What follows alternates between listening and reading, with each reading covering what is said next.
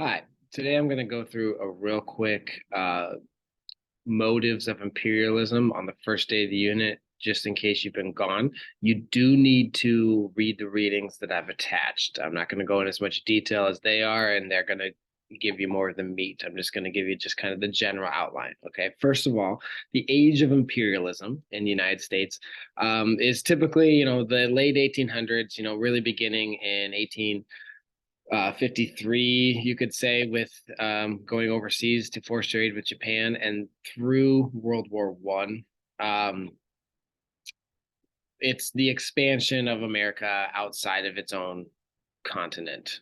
You could make the argument that they've always been an imperial power over Native American civilizations, if that's your prerogative. But typically, historians kind of count this age as the first emergence of America as a world power on the main stage. And then after World War One, you're going to see a lot more of American influence, and then especially after World War II, you get basically the American age contrasted with the Cold War.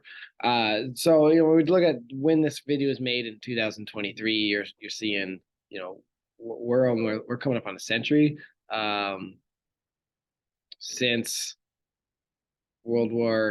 since the end of the age of imperialism, over a century, and we're coming up on about half a century on the age of America, where no one stands really opposed to American interests and American power in the world.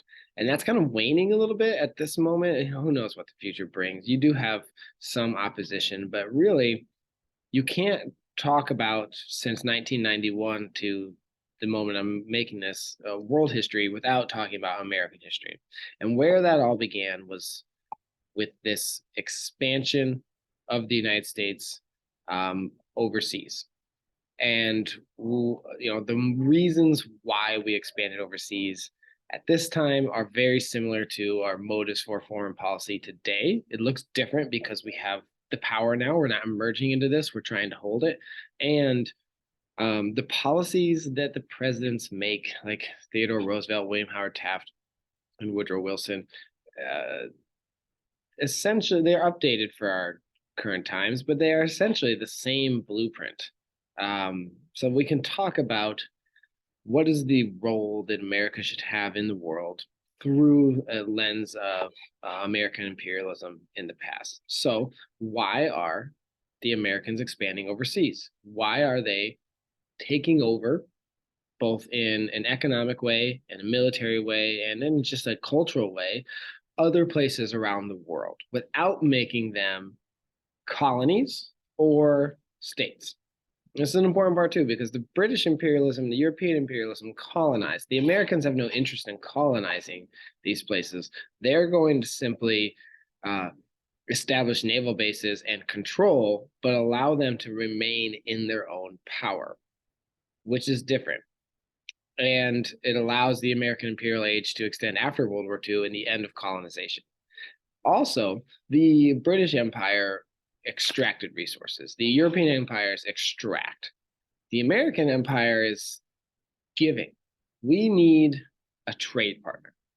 We need someone to buy our finished goods that we have overproduced. And we'll extract a little in return. But for the most part, we are just trying to sell our goods overseas. We need access to the new markets. We also want to protect our markets and our trade routes.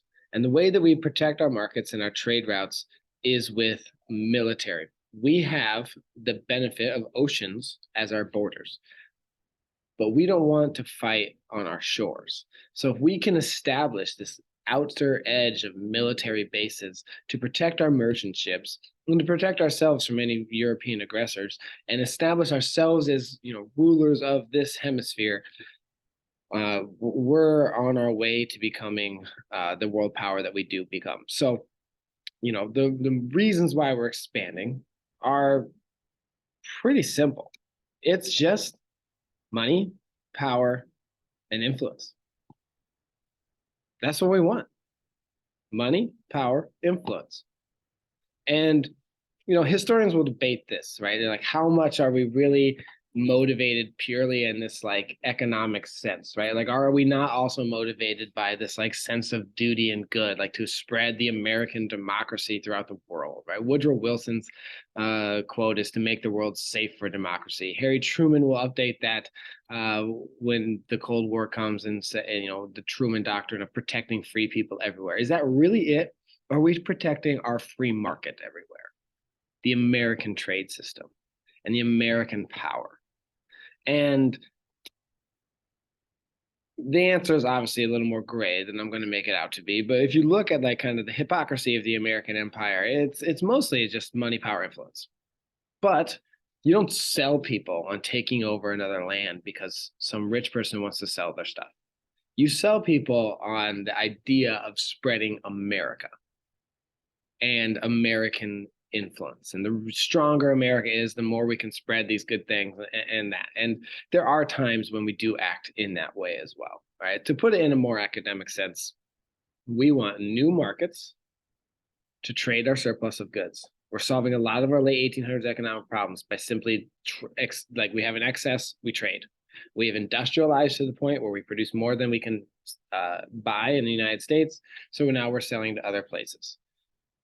We need naval bases to do this. We need coaling stations for our ships. We need to protect our ships from other powers who want access to the same places we do. And when you have trade conflict, you might have war. And so we need to expand our military power.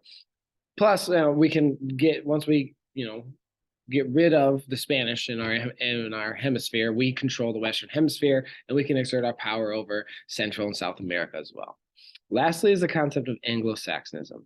We simply want to, we believe in this idea that the English-speaking world, that the British and the American empires are superior.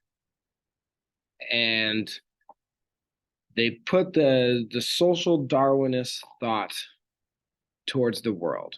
Survival of the fittest says that since we're the ones taking over you, we're obviously better. And we're better because we have this system of government, right? Like the Americans believe that they're superior because of their system of government. But this system of government can't just be given to anyone. They're going to view the other world as savages, right? It's specifically this white English speaking civilized culture that can use this system of government, which is superior, and that we must first civilize, then export the American democracy. That they don't even, like, these people don't want American control, but they don't even know what's good for them. They're like a toddler. And this attitude will create problems later on in the future when we act in defiance of what other people want, and when we act in selfish needs, that creates enemies, not friends. Now, in all reality, was there the justification, whatever it is, we're going to sell to our new markets. We're going to gain military power, and we don't have to worry too much about these small island nations that we're taking over, because they really have no candle to hold to our military. Nonetheless, in the modern day, the continual like push of just American needs over anyone else's needs is going to cause the cracks in that American hegemony at some point. Anyway, so these are your three motives for imperialism in the late 1800s. You could make the case that in the United States today, we are still operating under the same mindset. Globalization and market trade is our goal for the American economy. We want to maintain military supremacy, and we do believe in the idea of the superiority of the American system. So there you have it. More in the next one.